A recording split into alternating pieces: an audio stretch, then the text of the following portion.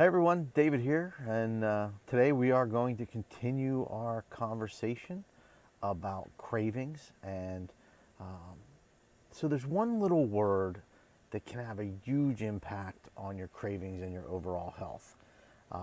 And that's what we're going to focus on today. So if you're watching this live, put live in the comments below. If you're watching the replay, put replay in the comments below. And if you have a question, put it in the comments below, and I'll try to answer them as soon as possible. So that one little word is bacteria. So there are so many bacteria that live inside our digestive system, in your gut, and they play a huge part in cravings and in weight loss.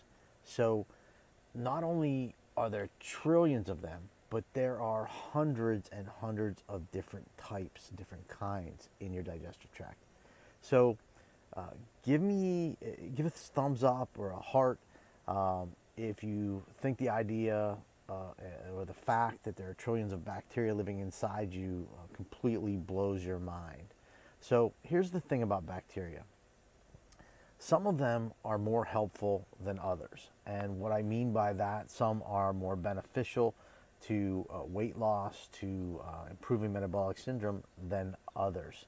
So some of them have specific jobs, and they're to work on keeping you healthy, happy, energized. And others are not so much. So what you want to really do is you want to try to create a diversity, but you want to also create a good environment for the ones that keep you happy, healthy, and energized. So all of these different types of bacteria feed off of and get their fuel from different types of food. So some might like some fatty foods, some might like sugary foods. So you get the idea here about what's going on. So all of these different types of bacteria are beneficial to a point. So they get their food from you, from what you eat. So you put more sugary stuff in, guess which ones get to multiply. Guess what craving will then come about when you start to decrease your sugar. It's, just follow the dots, connect the dots. If you're feeding it tons of sugar, then you withdraw it. Those bacteria that want that for fuel are going to give you the craving for sugar because that's what they want. So, and research is starting to show that bacteria might actually be telling you what they want you to eat. So just like I just said, this is kind of sort of freaky, but sort of common sense as well when you think about it. Because if you feed yourself lots of good vegetables and good protein, your body, when you go away from that, actually is craving it. And we hear that a lot on the Metabolic Body Reset program, that I'm actually craving vegetables. I'm actually craving the fruit that we were eating. So specifically, scientists at the University of California in San Francisco found evidence of this. They still don't know exactly which bacteria crave which kind of food, but they do say that what you eat can influence how much of a certain bacteria you have in your body.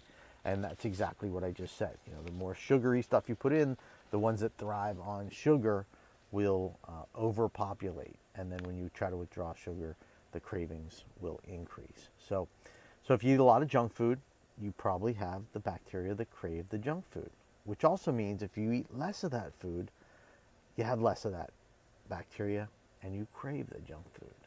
So pretty straightforward, pretty cool, but the science is slowly catching up to what you probably noticed. When you withdraw something from your body, sugar or junk food, potato chips, whatever it may be, you crave that, and then you, after a certain period of time, the cravings disappear because your body has then self-regulated. Your digestive tract is self-regulated. Your gut is self-regulated. So this leads me to that one little word that I mentioned at the very beginning. It's the word no. And you're probably saying, what? So if you say it for a few days, when you feel cravings for certain foods, that's a very powerful way to take back control of exactly what your body wants and take control of what you're eating. So I know it's always easier said than done. You know, you're sitting there saying, well, that's easy for him to say, but to actually implement it. Well, there are plenty of ways you can make saying no easier. First, get yourself set up for feeling full and satisfied by eating a healthy, balanced diet all day with proteins, with healthy fats, plus drinking lots and lots of water. You'll hear me say it over and over again. The goal is between 80 and 100 ounces of water standard. The other standard saying is 1/2 your body weight in ounces. So get yourself set up so that way you won't actually feel hungry when those cravings hit. Then make a plan of what you're going to do when cravings hit. Most cravings go away after a few minutes, so remove yourself from the situation. I myself will go outside. I will try to just get myself distracted, try to do something on my computer or look at something to make sure everything's okay. Distract yourself with activity or just ride it out or go to bed early or have a glass of water. So after a few days, the gut bacteria that are driving those cravings might back off a little bit, and with that will also be the cravings backing off. So do you see how this works? If you do, give us a like, give us a thumbs up, a heart, a wow, whatever it may be. Those are always appreciated because the more of those, the more people in this group are actually shown this video. I know it's the Facebook algorithm, but we want to try to get this out to as many people in this group.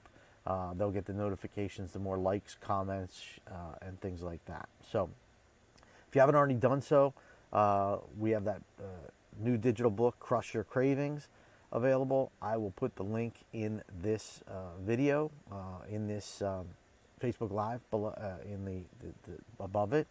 And take a look at it, read through it. There's some good information. There's more information than what I talked at right now. So thanks for watching, everybody. I hope you have a fantastic day. And remember, you are one